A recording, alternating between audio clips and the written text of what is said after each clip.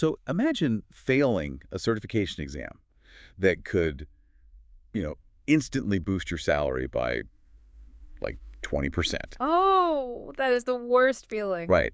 And it's not because you don't know how to code. No. And it's not because you don't understand the software either. It's simply because you misunderstood who is actually supposed to lock the digital front door. Yeah, which sounds ridiculous, but it happens all the time. It really does. It's this incredibly frustrating reality for, gosh, thousands of people taking cloud certifications every single year. I mean, you study for months, right? You sit down at the testing center, you look at a multiple choice question. And suddenly every single option looks incredibly familiar. Exactly. It's like you've seen them all. Right, but that feeling, I mean, that is entirely manufactured by the test creators. It's what we call the illusion of competence. The illusion of competence. I like that phrase. Yeah, it's like your brain sees an acronym that you highlighted last Tuesday, and it sends out this little comforting signal that says, oh, hey, you know the answer. Even when you totally don't. Exactly. Recognizing a term on a screen and actually understanding its, operational boundaries are two completely different things. Right. And test writers, they build their exams to live right inside that murky gray area. So if you are tuning into this deep dive right now, you are probably in full learner mode. Absolutely. You're gearing up for a major certification. Specifically, we're talking about the Amazon Web Services Cloud Practitioner exam. Right. Widely known as the CLFCO2. Exactly. And if you are prepping for this, you are likely living in that gray area right now. Yep. The sheer volume of material can just feel completely overwhelming. Oh, it's paralyzing for a lot of people. It is. You have this massive desire to get this knowledge locked in quickly, but you want to do it thoroughly too. Right. I mean, you want to pass, but you also refuse to just drown in a 1,000-page technical manual. And honestly, that instinct to find a more efficient path is incredibly valid. The volume of information provided by Amazon Web Services or AWS, It's a lot. It's a lot. It could be totally paralyzing if you lack a strategy to filter out the noise. So our mission today is not to just, read a syllabus to you. No, definitely not. Or walk you through a table of contents. Our goal is far more tactical. Yeah, we are looking at a customized stack of notes today. We are. These are excerpts from a highly regarded source called Mastering the AWS Cloud Practitioner Pillars. And we are going to use this to strategically attack the hardest parts of the test. Yes, we are specifically dissecting the most commonly failed topics on the CLFCO2 exam. Basically, we are hunting the traps. Hunting the traps, I love that. The goal is to illuminate these specific pitfalls so that when you sit down in that testing chair, you can walk in confident. Right. You recognize the traps for exactly what they are. And you avoid those classic mistakes that trip up so many candidates. Okay, let's unpack this. Let's do it. To pass the CLFCO2, you cannot just memorize a list of shiny tools. No, you really first have to understand the foundational rules of the environment you are operating in. Right, like the laws of cloud physics, so to speak. That's a great way to put it. Which leads us directly to the first major exam hurdle highlighted in our source notes. The shared responsibility model. Yeah, the big one. According to the data in the notes, this is a massive stumbling block. And it sounds deceptively simple when you first hear the phrase, right, shared responsibility. Right, like you do some work, AWS does some work. Simple. Exactly. But people bomb questions on this topic constantly. What's fascinating here is why this concept trips people up so consistently. I mean, the failure isn't technical. It's not. No, it's a psychological blind spot. People fail this topic because they carry a massive sort of unspoken assumption into the exam room. Which is what? They assume the word cloud means everything is done for me. Oh, wow. Yeah, I can see that. Right, because the marketing of cloud computing pushes this cultural idea of a magical, frictionless place where, all your IT headaches just disappear into the sky. Right, so when a test question presents a complex security scenario, the instinct for an unprepared candidate is to just default to Amazon. They think, well, the cloud is inherently secure. AWS handles the heavy lifting, so AWS must be responsible for fixing this breach. Which is exactly the trap. Right. The exam is explicitly designed to test that boundary line. AWS manages the security of the cloud, but you, the user, manage security in the cloud. Of the cloud versus in the cloud. Yes. And if you don't know the exact millimeter where the provider's job ends and your job begins, you will confidently choose the wrong answer. Okay, let's ground this in a specific real-world scenario, rather than just using that standard, landlord and tenant analogy that gets tossed around so much. Okay, what do you have in mind?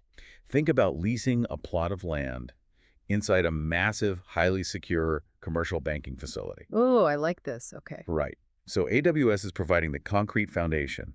They are staffing the armed guards at the perimeter fence. Right, the physical stuff. Exactly.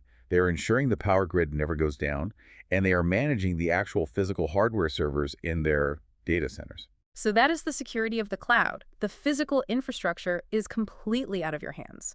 I mean, you cannot just walk into an AWS data center and swap out a hard drive. Right. But then you rent a space inside that facility, and you spin up an EC2 instance. Which is just AWS's term for a virtual server, for anyone wondering. Yes, exactly. So you basically build your own digital bank vault on their secure plot of land. Right. Now, if you decide to write the combination to your vault on a sticky note and leave it on the front door, Oh, no. meaning, you leave your network ports wide open to the public internet, Right. and a hacker walks right in and steals your customer data, Yeah. you cannot blame the perimeter guards. You Yeah. cannot call Amazon and complain that your server was breached. Because AWS provided the secure hardware, but you misconfigured your own operating system. Dude, You but- failed to secure your data in the cloud. And test questions will present scenarios exactly like that. Like asking who has to patch the server. Yes, they will ask who is responsible for patching the guest operating system on an EC2 instance, or who is responsible for encrypting customer data. And if you blindly guess AWS because they handle security, Yeah. you fail the questions. Spot on. Which brings us to the next massive failure point. Right. So you figured out what you were responsible for. You have to secure your own data. Yep. But now you have to figure out the actual mechanics of where and how to put that data into the AWS ecosystem. The storage challenge. Specifically, the nuances of Amazon's primary storage service. Yes, our source notes explicitly call out S3 storage classes as the second most commonly failed topic on the entire exam. S3 stands for Simple Storage Service, by the way. Right. And honestly, here's where it gets really interesting, Yeah. because I want to push back on this concept a little bit. Yeah, push back. If S3 is just a place to store files, why is it so complicated that it consistently fails so many people? I mean, S3 just sounds like a giant Google Drive folder for businesses. It does, yeah. So why do I need to memorize different classes of a folder? It sounds like you are being asked to memorize, I don't know, 10 different arbitrary trim levels Yeah. of the exact same car just to prove you read the manual. That is a very fair point. It does feel academic at first glance. But you are hitting on a crucial reality of cloud engineering here. Which is? Cloud storage is not a magical, infinite digital box. It is bound by the laws of physical hardware. Oh, right, because there are actual servers somewhere. Exactly. Data centers cost billions of dollars to build. Powering hard drives takes electricity. Cooling them takes water. Retrieving data takes network bandwidth. Okay, that makes sense. So the S3 storage classes aren't just arbitrary trim levels. They represent totally different underlying mechanical realities and financial structures. So it's about matching your business budget to the physical reality of how the data is stored. Precisely. Let's break down the mechanism. The typical candidate, they grasp the basic tool. They know S3 is object storage, but they fail when they are forced to distinguish between the tiers under pressure. Think about S3 standard. Okay, S3 standard. That is for data you need instantly, all the time, like your company's website logo or a mobile app's core database. Something that has to load immediately. Right. Behind the scenes, AWS is storing that data across multiple physical facilities on high-speed solid-state drives so it can be retrieved in milliseconds. And you pay a premium for that speed and availability. But what if I have, say, terabytes of old tax records? My business is legally required to keep them for 7 years, but the odds of me actually needing to look at an invoice from 3 years ago are incredibly low. Very low, right? It makes zero financial sense to pay top dollar to keep those old tax records sitting on high-speed solid-state drives. Exactly. And that introduces a completely different class. S3 Glacier. Glacier, like frozen in ice. Right. Glacier is archival storage. The reason it is exponentially cheaper than S3 standard is because of the underlying mechanics. AWS is likely moving that data off spinning disks and onto magnetic tape drives in a cold storage facility. Actual magnetic tape, like cassette tapes? Basically, yeah. Because it's on tape, you cannot access it in milliseconds. That makes total sense. If you request that old tax record, you might have to wait hours for a robotic arm in a data center to physically find the tape, load it, and extract the file. Wow. Okay, that completely changes how you look at the test questions. Doesn't it?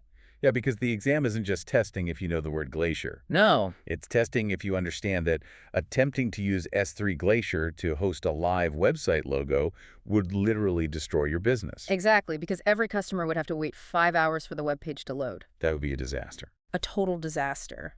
And the multiple choice questions, they will present a specific business constraint. They will say, a company needs to store data for 5 years to meet compliance laws, but will rarely access it and needs the lowest possible cost. And if you haven't mastered the mechanical differences and the financial trade-offs between S3 Standard, S3 Standard Infrequent Access, and S3 Glacier, The options will just blur together. and you will fall back into that gray area of guessing. Exactly. Okay, so we have established the rules of the environment with the shared responsibility model. Yep. And we have determined how to categorize our data based on budget and physical retrieval times using S3 storage classes. Right. Now we need to figure out how to manage the network lanes getting to that data. We need to talk about protecting the perimeter. The network security layer. This is where the test creators deploy their most effective psychometric traps. I believe it. Our notes highlight the third major exam trap with incredibly specific phrasing. What does it say? It doesn't just say learn network security tools. It explicitly demands, the difference between security groups versus NACLs. Yeah. And for the listener, NACL stands for Network Access Control List. Right. And test makers, they love to put two similar sounding concepts side by side to ensure the candidate isn't just guessing based on a vague feeling. If they both do basically the same thing. Broadly, yes. Both security groups and NACLs act as firewalls. They both deal with letting network traffic in or keeping traffic out. So if your knowledge is only an inch deep, you look at a scenario, you see security group as option A and NACL as option B, and your brain just flips a coin. Exactly. So to really understand how they differ, we need a solid visual.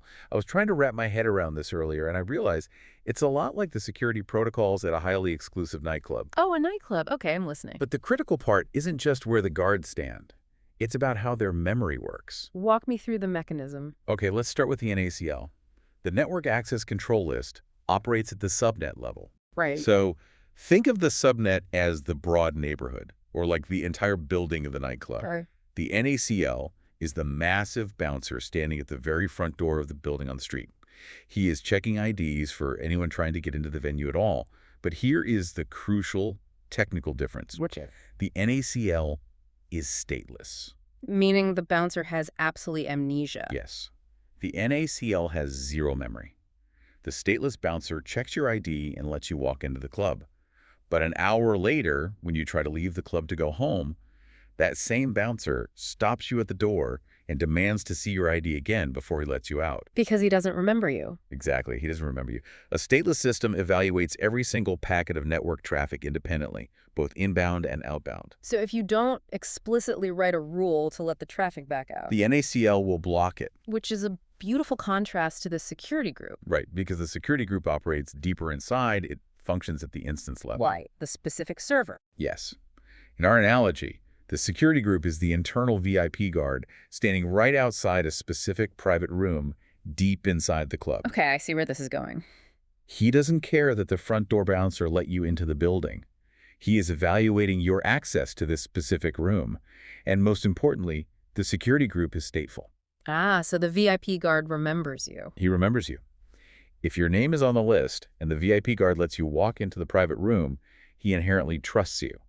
When you turn around to leave the room a few minutes later, he just opens the door and lets you out. He doesn't check your ID again. Exactly. A stateful system remembers the inbound request. If traffic is allowed in, the return traffic is automatically allowed out, regardless of the outbound rules. If we connect this to the bigger picture, this is exactly why the exam traps candidates so effortlessly. How so? A question will ask you to troubleshoot a scenario where an EC2 server can receive an internet request but cannot send the response back out. Oh, wow. Right.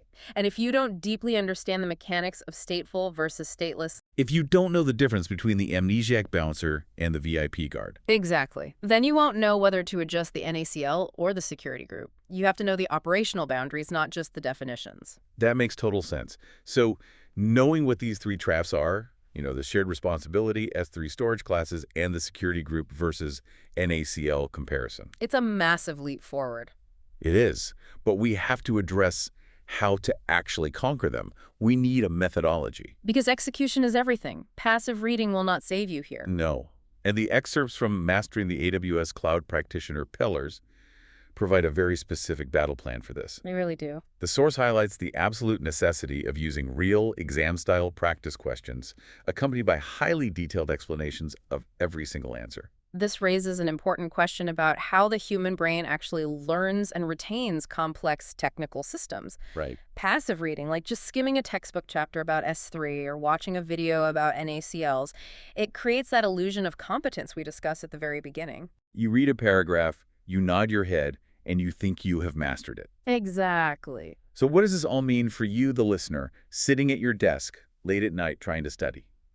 It means you have to simulate the pressure. Yes.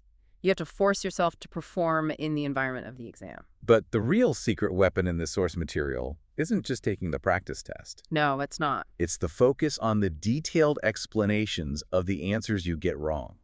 Think about the psychology of taking a practice test. Most candidates read a question, click an answer, see a green check mark, get a little hit of dopamine, and immediately skip to the next question. Right, they're just trying to get a high score on the practice run. But the true learning happens when you are forced to analyze the incorrect options. The distractors. Yes. The true learning happens when you read the detailed explanation of why the other three options were wrong. The distractors are engineered by psychometricians to prey on partial knowledge. And the other options are going to be exactly the comparative traps we just broke down. Pres- If the correct answer to a network question is a security group, the explanation of why the NACL option is incorrect is actually the most valuable paragraph in your study guide. Because that explanation actively teaches you the boundary. It forces your brain to acknowledge the nuance of stateful versus stateless. It builds the wall in your mind. It really does. Reading why an answer is wrong directly combats the comparative traps. It trains your eye to spot the slight misdirections and specific constraint words that test creators deliberately weave into the scenarios to trip you up. It transforms passive recognition of a vocabulary word into active defense of a technical concept. Well said. Okay, let's bring this all together and summarize the roadmap we've extracted from the source material today. Sounds good. If you want to conquer the CLF-CO2, your ultimate study guide requires you to zero in on the exact boundaries of the shared responsibility model. Right? You must master the physical mechanics and financial trade-offs of S3 storage classes. Yep. The tape drives versus the solid state. Exactly. You need to clearly define the stateful versus stateless difference between security groups and NACLs. And to guarantee that knowledge holds up under pressure, you must aggressively use real exam-style questions. Dissecting the explanations for every wrong answer to expose your blind spots. It is a phenomenal, highly targeted strategy. It really is. And if I can leave you with one final thought to ponder as you dive back into your exam prep. Please do. If you think about these three major failure points, knowing who is responsible for the foundation versus the interior, categorizing your digital assets based on budget and speed, and building layered, intelligent network boundaries. Yeah. They aren't just arbitrary technical trivia designed to make a multiple choice test difficult. What are they then? They are the exact same fundamental principles that keep physical, real-world businesses from collapsing. Oh, wow. So as you review your notes tonight, ask yourself, are you just memorizing tech terms to pass a test, or are you actually learning the universal laws of modern business infrastructure? I love that. The next time you sit down at that testing center and you feel the anxiety creeping in, just remember the mechanics. You aren't just a tenant hoping the landlord locked the door. No, you're not. You understand the physical realities of the data center. You know how to manage the amnesiac bouncers at the perimeter. You understand the building, and you have the keys.